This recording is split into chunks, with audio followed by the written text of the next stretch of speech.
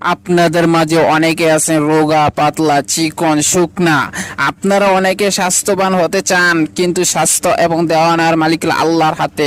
আল্লাহ যদি চায় তাহলে সবই সম্ভব। আজকে যে আমলটি আমি শিখিয়ে দেব, আজকে যে দোয়াটা আমি শিখিয়ে দেব, আল্লাহর উপর ভরসা রেখে আল্লাহর উপর বিশ্বাস রেখে এই আমলটি করুন।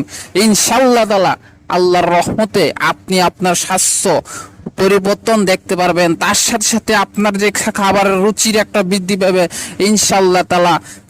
আজকের এই ভিডিওটা সকলের মাঝে শেয়ার করে দিন, যাতে করে সকলে যেন ভিডিওটা পেয়ে উপকৃত হয়। তাহলে চলুন কথা না বাড়িয়ে আজকের ভিডিওটি শুরু করা যাক। আপনাকে প্রথমে যে কাজটি করতে হবে, প্রতিদিন আপনি সকালে ঘুম থেকে উঠবেন, ফরজ নামাজটা আদায় করে নিবেন, ফজরে 2 রাকাত নামাজ আদায় করে নিবেন।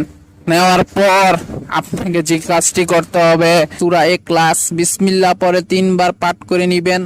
তারপর আপনি যে কাজটি করবেন, দুরূদ শরীফ পাঠ করবেন। তারপর দোয়াটা আপনি পড়বেন। দোয়াটি হলো সূরা নূরের 10 নম্বর যে আয়াত, এই আয়াতটা আপনি 21 বার পড়বেন। 21 বার পরে 1 গ্লাস পানিতে ফু দিবেন, এই পানিটা আপনি খেয়ে নিবেন। এইভাবে এই কাজটা আপনি 21 দিন করবেন। ইনশাআল্লাহ তা আল্লাহর রহমতে, আল্লাহর বরকতে আপনার মধ্যে স্বাস্থ্যের পরিবর্তন আসতে থাকবে। আস্তে আস্তে আপনি স্বাস্থ্য দেখবেন মোটা হতে চলেছেন, আপনি খাবার রুচিও বৃদ্ধি পাচ্ছে।